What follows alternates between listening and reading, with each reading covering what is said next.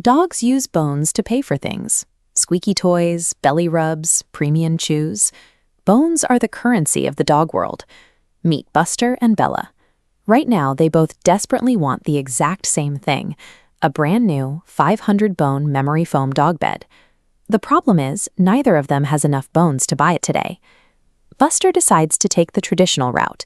He goes back to his yard, digs a hole, and starts slowly saving up his bones over time. Bella takes a different approach. She trots right past her backyard and heads straight to the doggy bank to ask for a bone card. This is the classic financial dilemma. Do you choose the slow safety of saving up your own bones, or do you borrow someone else's bones to get what you want right now, knowing that borrowing comes with a whole new set of rules? The doggy bank doesn't hand out bone cards to just any dog who walks through the door.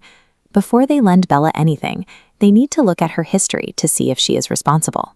They do this by checking her credit score. Think of a credit score as a financial report card that summarizes how well a dog pays for things and whether they pay what they owe on time. This scale shows credit scores in the US, running from 300 up to 850. Scores above 740, the bank views you as a very good dog. Drop below 580, they see you as a risky borrower and won't lend any bones. Bella has always paid for her toys on time, so her score is excellent. The bank approves her application and grants her a credit limit of 1,000 bones. That is the absolute maximum amount they are willing to let her borrow at any one time. Having a credit card doesn't mean Bella suddenly has free money. It simply means a bank is willing to let her borrow their money because she has proven she is trustworthy enough to handle it. Because Bella used her brand new card, the bank paid the store cashier on her behalf. She takes the memory foam bed home and leaps onto her new bed today. To sweeten the deal, the bank also rewards her just for using the card. She earns fetch points, which she can trade in for dog hotels, and even travel miles for future car rides. Meanwhile, Buster is still sleeping on the hard living room floor. He is patiently adding one bone at a time to his savings pile. Bella is perfectly comfortable tonight, but she now owes the bank 500 bones. Buster is physically uncomfortable tonight, but he falls asleep with zero financial stress. That is the trade-off. If you want the immediate purchasing power and the rewards of a credit card, you take on the strict obligation to pay the bank back their exact amount, usually within 30 days. But life happens. Dogs get distracted by squirrels. What happens if Bella misses that 30-day due date? The bank adds interest. Interest is simply a mandatory rental fee for keeping the bank's bones longer than you agree to.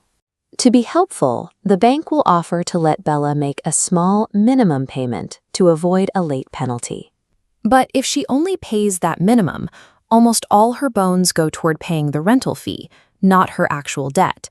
She is essentially running on a treadmill. All of her effort, zero forward progress. This equation shows exactly how the bank calculates that debt, using something called compound interest. If Bella borrows 100 bones and doesn't pay, the bank adds a 2% interest fee, bringing her debt to 102 bones. The next month, the bank does not charge 2% on the original 100. They charge 2% on the new total of 102, making it 104.04. That cycle repeats every single month. Because the interest is always calculated on a slightly larger number than the month before, the debt grows faster and faster. What started as a small missed payment begins to snowball. It rolls down a steep hill, getting heavier and moving faster, threatening to crush Bella's future finances. By failing to pay her balance in full, Bella turned a highly useful financial tool into a rapidly growing trap that is incredibly difficult to dig out of. Fortunately, Bella catches her mistake. She takes on some stressful extra yard patrol shifts, manages to pay off her full balance, and stops the compound interest snowball before it gets out of hand. Across town, Buster finally buries his 500th bone.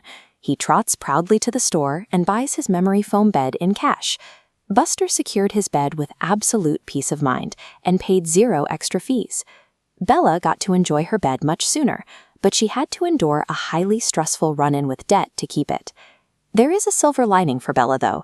Because she eventually paid everything back, her credit score improved.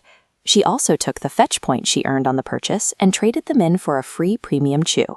Saving patiently and borrowing strategically are both valid ways to navigate your finances. But choosing to borrow requires absolute discipline to ensure the rewards you get actually outweigh the penalties you risk. If you are going to use a credit card, you need to follow these rules. First, remember your credit limit is borrowed money with a strict due date. Second, always check the APR, the annual percentage rate, so you know exactly how much the card's fees and interest will cost you over a year. Third, pick a card that matches your actual spending habits, like one with grocery rewards if you buy a lot of food. Fourth, and this is the most important one, only spend what you can afford to pay back within the month. Fifth, try to keep your borrowed balance below 30% of your total credit limit. This proves to the bank you aren't desperate for cash and keeps your credit score healthy. And sixth, set up automated payment reminders so you never miss a due date.